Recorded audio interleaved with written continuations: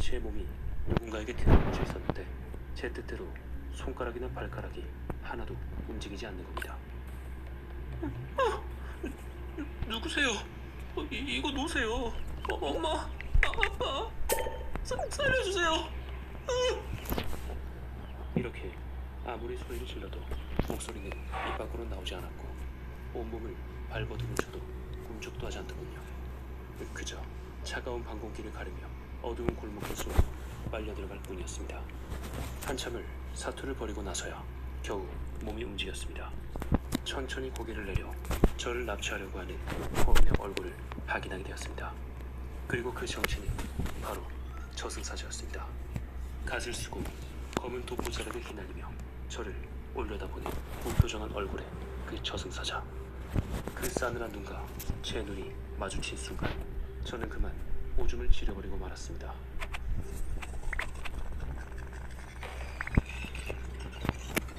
그 순간 마치 동영상을 뒤로 대감게 하듯이 저승사자는 굉장히 빠른 속도로 왔던 길을 되돌아갔고 저는 골목길의 깊은 어둠 속에서 말려나오게 됐습니다.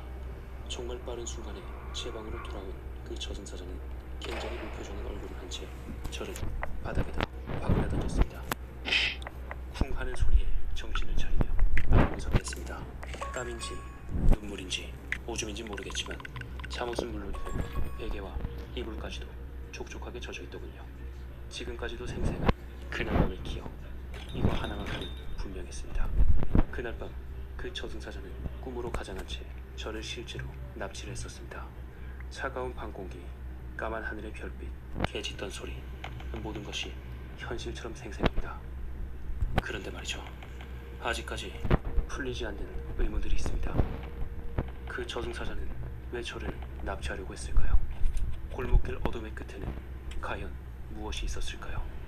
오늘 밤 저승사자가 찾아와 또다시 저를 납치한다면 이번에도 오줌을 싸는 것으로 끝낼 수 있을까요?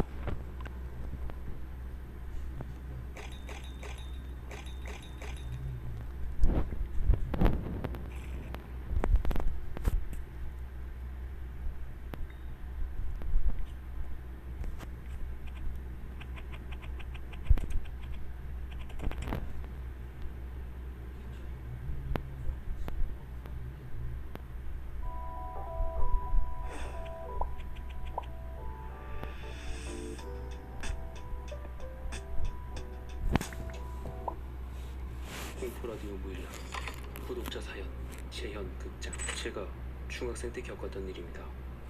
제 방 책상에 앉아 밤새 시험 공부를 하던 어느 날 저도 모르게 깜빡 잠이 들었나 봅니다.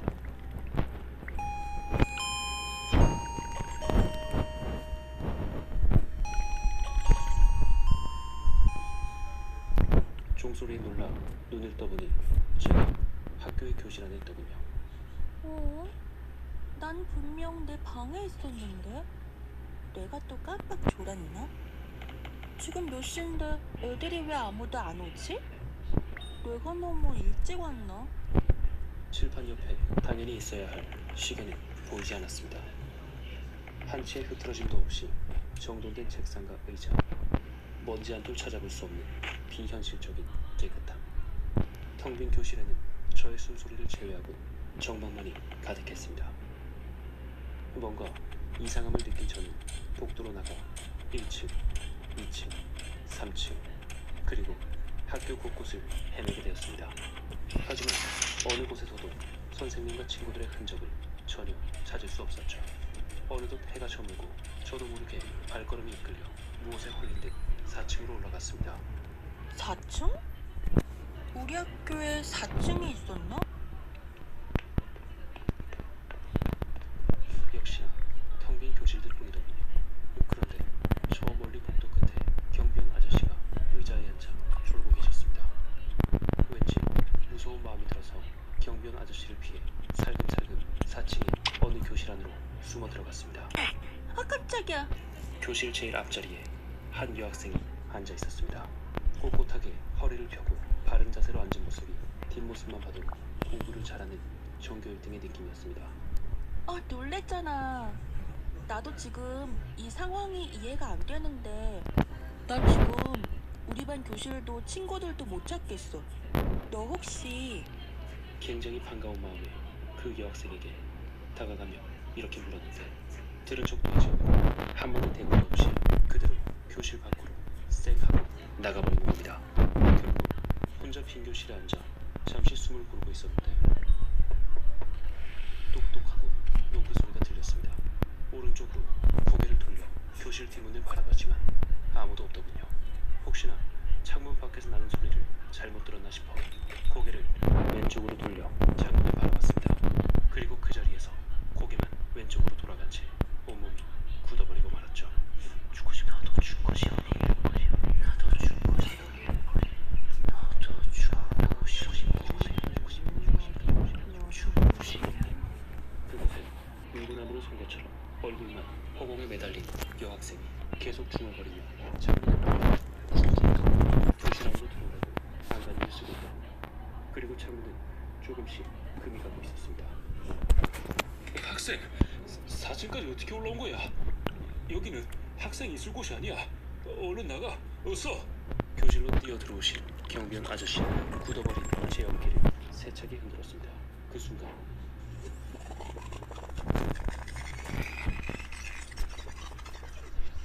저는 제 방 책상에서 엎드린 채 잠에서 깨고 말았습니다. 목과 어깨에 땀이 걸린 것처럼 통증이 밀려오더군요. 분명히 조금 전까지 교실 아니었는데 정말 이상했습니다. 꿈이라고 하기엔 너무나 생생했기 때문이죠. 저는 다시 정신을 차리고 시험 공부를 하였는데 다시 들려오는 익숙한 이 노크 소리. 지금은 가족들이 모두 잠든 시간입니다. 저는 답답한 것을 싫어해서 늘 방문을 열어두는데 그래서 어느 누구도 노크를 하는 일이 없습니다.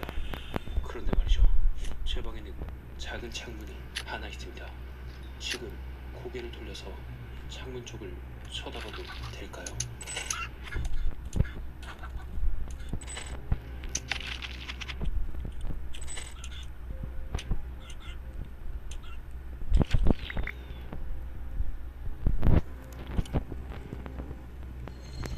독보적 컬러의 의자, 손에 책 감기는 그림자, 모두를 사로잡을 기대자. 드디어 출시. 집에 그 이상의 맛 멜론이 온다. 모두가 기다린 새로운 한타의 등장. 한타. 요 정도? 너무 비싸요. 그러면 알리익스프레스에서는 그 정도 가격이면 살 수 있어요. 공포라디오 무일남. 큰 방 안에는 책상 4개, 의자 4개, 옷장 4개, 그리고 2층 침대 2개가 나란히 줄지어 있었습니다. 기숙사 입사 첫날, 저와 동기들은 설레는 마음 때문에 쉽게 잠들지 못했습니다. 나는 운전면허부터 딸 거야. 그리고 알바해서 여름방학에 유럽 배낭여행도 가고 싶어. 저희들은 침대에 가까이 누워서 저마다 꿈꿔오던 20살의 로망을 나누고 있었습니다. 그러던 중 덜덜 떨리는 손으로 뒤집어 쓰고 있던 이불을 걷고 2층 침대에서 고개를 빼꼼히 내밀어 그리까지 어두운 방바닥을 바라봤습니다. 아무것도 없었습니다. 스마트폰의 플래시를 비춰봐도 역시 아무것도 보이지 않았습니다. 전 안도의 한숨을 내쉬고 다시 눈을 감았습니다. 눈을 감으니 청각이 더욱 예민하게 살아났습니다.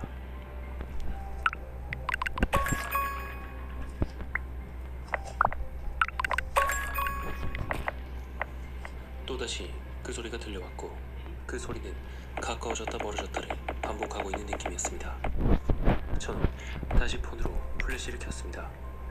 침대에서 몸을 일으켜 앉아 방바닥에 구석구석 제가 기절한 건지 그저 꿈을 꾼 것인지 구분이 안 되더군요. 저는 미친 사람처럼 짐을 싸서 기숙사를 뛰쳐나왔습니다. 이후 기숙사는 리모델링을 핑계로 문을 닫게 되었습니다. 들리는 소문에 의하면 제가 살던 기숙사 방인 206호에서 우울증으로 고생하던 학생이 천장등에 목을 매달고 스스로 목숨을 끊었다고 합니다. 기숙사에선 학생을 잘 돌보지 못했다는 비난이 두려워 학생들에게도 시시하며 자살 사건이 두드립니다. 시간이 흘러 전 대학교를 졸업했습니다. 마침 기숙사가 학교 앞에 기숙사 앞을 지나갈 때가 있는데 몇 년 동안이나 리모델링을 하고 표적한 말에 너무 채 망치지 않게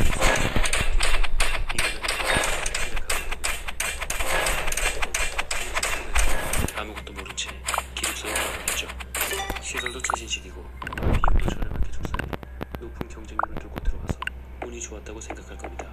하지만 그 기숙사에 206호만큼은 피하라고, 살고 싶다면 제발 피하라고 말해주고 싶습니다. 그런데 귀신을 올마매고 있던 그 너덜거리던 목줄이 세월이 흘러서 끊어져 버린다면 학생들은 어떻게 되는 걸까요?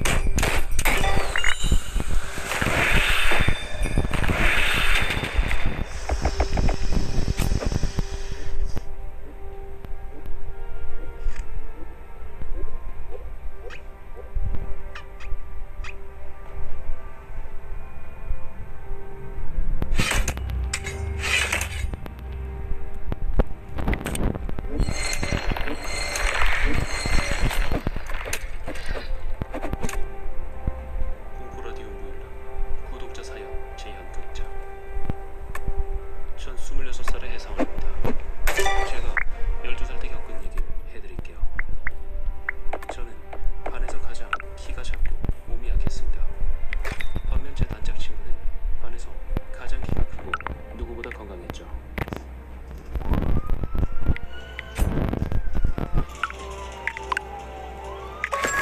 그러던 친구가 쓰러졌습니다. 저는 병원으로 친구의 병원안을 갔는데 친구의 얼굴조차 볼 수가 없었습니다. 친구는 심장에 물이 차서 중환자실에 누워 있었습니다. 이런 맛은 좋다. 오늘 밤이 고비일 수도 있겠습니다. 친구의 어머니와 의사 선생님의 대화를 듣고 저는 너무나 걱정이 돼서 눈물을 흘렸습니다. 친자매처럼 가깝게 지내던 친구의 곁을 지키고 싶었지만 중환자실은 가족 말고는 아무도 들어갈 수가 없어서 하는 수 없이 집으로 돌아와서 혼자가 잠에 들었습니다. 그리고 그날 밤 첫 번째 꿈을 꿨습니다. 맑은 하늘 아래 버스 정류장에 그곳에 친구가 있었습니다. 친구는 무표정으로 돌아섰고 멍하니 서서 버스를 기다리고 있었습니다. 저는 그게 꿈인 줄도 모르고 병원에 있는 줄 알았던 친구를 만나니 너무나 가까이 친구의 손을 떡속 잡았습니다. 아프지 마. 그 친구의 손은 따뜻한 편이었는데요. 꿈속에서 잡은 그 친구는 이렇게 얼음장처럼 차가워서 깜짝 놀라 꿈에서 깼습니다. 그리고 다음날 두 번째 꿈을 꿨습니다. 똑같은 버스 정류장인데 이번엔 어두운 밤이었죠. 역시나 친구는 표정의 얼굴로 멍하니 서서 버스를 기다리고 있었습니다. 그리고 다음날 마지막으로 세 번째 꿈을 꿨습니다. 역시나 똑같은 버스 정류장인데 저 멀리서 어둠을 밝히는 불빛이 서서히 다가오는 게 보이는 겁니다. 그곳은 버스였습니다. 친구는 의사분인데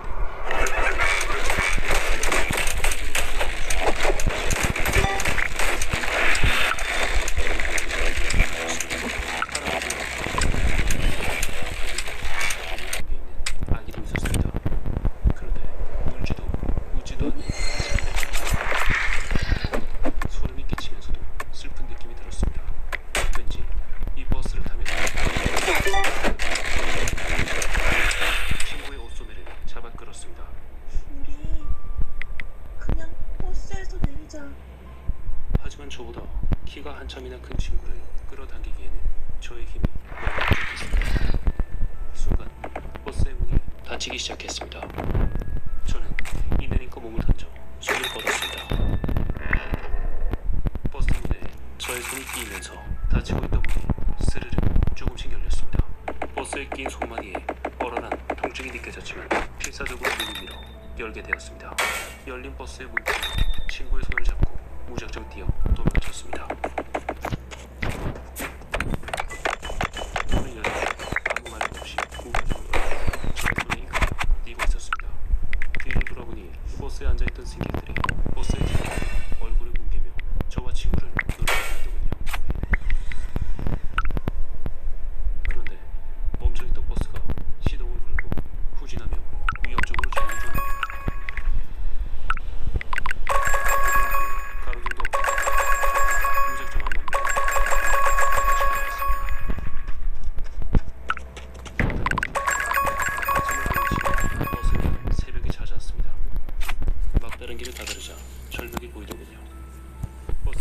계속 부진하며 저희를 뒤쫓고 있었습니다.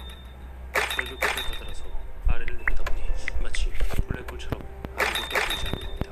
아무리 돌이켜봐도 길을 찾을 수 없었습니다. 그 순간 버스의 문이 열리고 악마 같은 얼굴을 한 주먹 같은 사람들이 쏟아져 나왔습니다.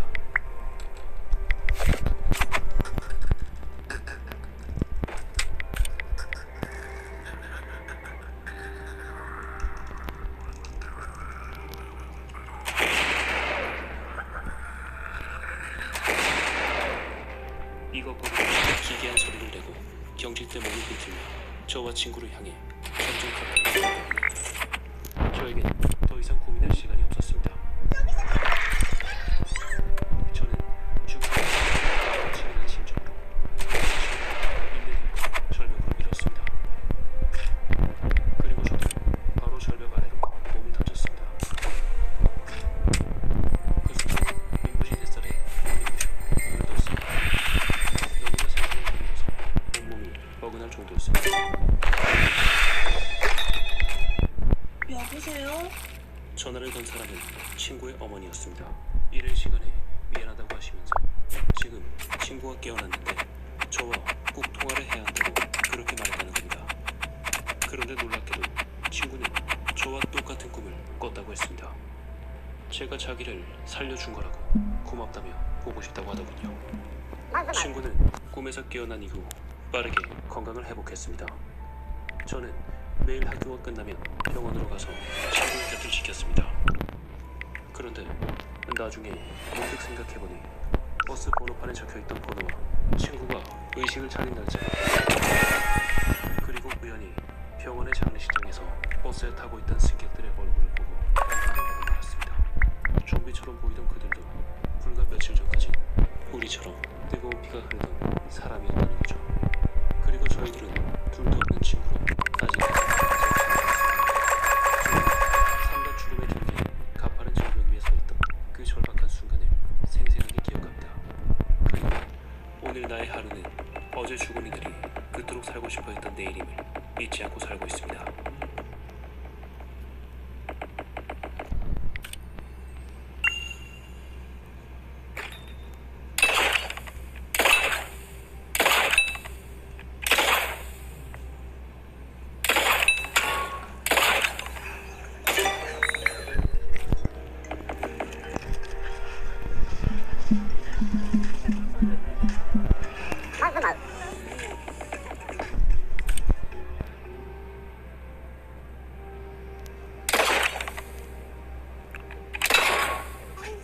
닭가슴살?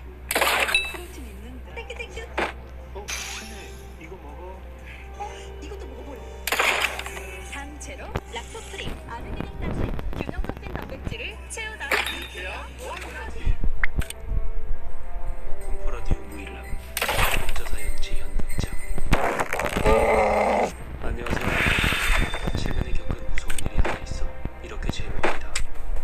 이건 제가 직접 겪은 얘기입니다. 이 예를 돕기 위해 저희 집 구조에 관한 말씀드릴게요. 저희 집은 거실이 화장실이 있으며 안방은 거실에 붙어 있습니다.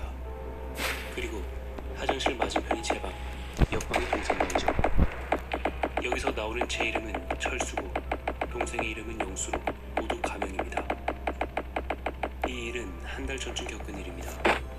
그때 할아버지가 편찮으셔서 부모님은 하루 동안 할아버지를 돌봐드리러 갔습니다.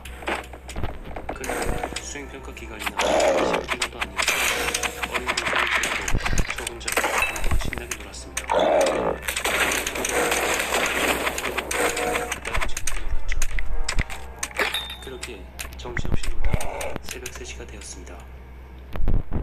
시간인지라 저도 슬슬 졸리더군요. 자러 가기 전에 발을 씻으려고 화장실로 갔습니다. 그런데 화장실에 가는 동안 이상하게 마치 공기가 차갑더군요.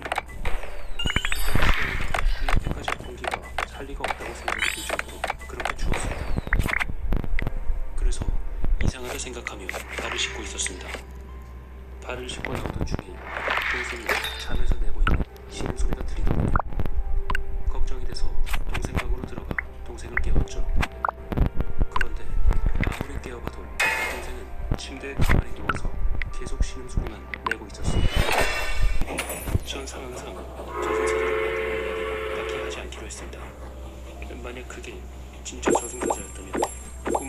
동생의 형인 저를 데려가려고 온 것일 테니까요. 태풍을 접해야 이번 태풍은 많은 피해를 때문에 막 강아지 다치거나 그런 거 아니겠지? 조용한 곳에서 텔레비전 뉴스가 찾아. 나는 혼자 TV를 멍하니 바라보고 있었다. 이번 태풍은 꽤 강하다고 한다. 하지만 우리 집 근처에는 비가 내릴 수도 없다. 라면 컷에 햇빛 하나 먹어. 여기 요즘 식욕이 별로 없다. 식욕 없다는 사람 라면 먹으면 그런 말. 아니 하다못해 뭐 닭가슴살이니 현미밥이니 이런 거 먹으면서 식욕이 별로 없냐 이러면 아 저기압 때문일지도 아니면 식욕 때문일지도 모른다. 비는 오래전에 그쳤지만 도무지 의욕이 생기지 않는다. 왜 그래 또리. 저희 집 앞에 강아지가 사는데 지금 1년 동안 황구라고 불렀거든. 알고 보니까 오늘 들었는데 이름이 또리더라고요. 얼마나 어이가 없었을까. 침묵을 뚫고 목소리가 들렸다. 난 마치 그 목소리를 기다린 것처럼 마지못해 일어났다. 그 목소리는 내가 사랑하는 개 본타. 그 친구는 10살이 된 아이 같은 개였다. 뭐야 골든 레이드레이버? 10살이면 사람 목소리죠. 어릴 적부터 내 활기차고 장난꾸러기. 이제는 완전히 조용해졌다. 해준 걸까? 그래 나는 산책을 정말 좋아하고 소리를 듣는다면 태풍 속에서 산책을 하려고 할 거다. 맞긴 해. 강아지를 태풍 무서워해. 비록 나이가 들었지만 그건 여전히 아들처럼 소중한 가족이다. 보고 싶다면 가족이 좋아. 생각해보니 왜 내가 본타를 데리고 있으려 했는지 정확히 기억나지 않는다. 아마 내가 외로웠기 때문인 것이다. 어릴 때는 개를 좋아하지 않았으니까 현관문을 닫고 개집 쪽을 바라봤다. 본타는 활짝 웃는 개를 바라보고 있었다. 그는 기다릴 수 없었던 것 같다. 산책을 기다릴 수 없었구만. 사람 나이로 치면 70살이에요? 그래 산책하자. 포켓몬스터 그 전투씬 그 전에 대사 같네. 가자 본타. 참고로 이 게임은 산책하다가 제목이 죽을 수도 있다고 합니다. 왠진 모르겠어요? 아 코 만지고 싶어.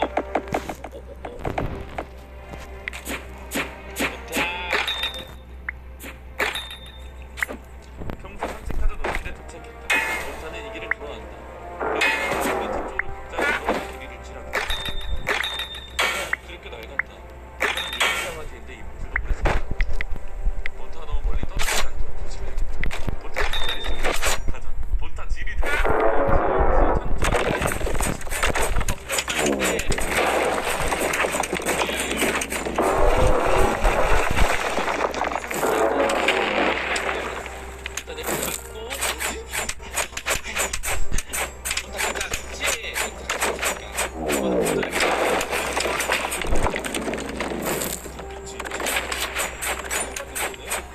아빠가 항상 말했지만 차오면은 시켜주는 거예요. 왜 차오잖아. 일로 와. 본타 일로 와. 뒤에 차오잖아. 이게 이렇게 켜야지.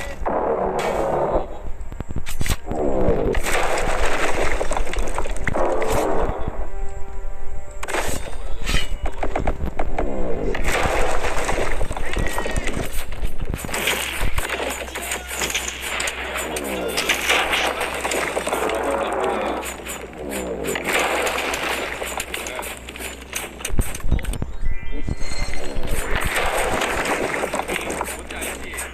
꼬셔. 애교 부려. 아 강아지야 강아지 제가 강아지. 얼마 안 돼.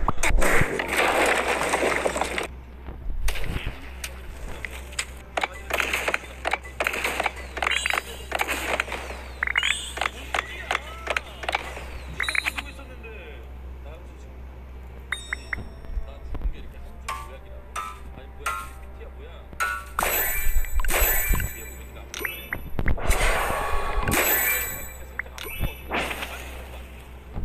아니 피할 수가 없어.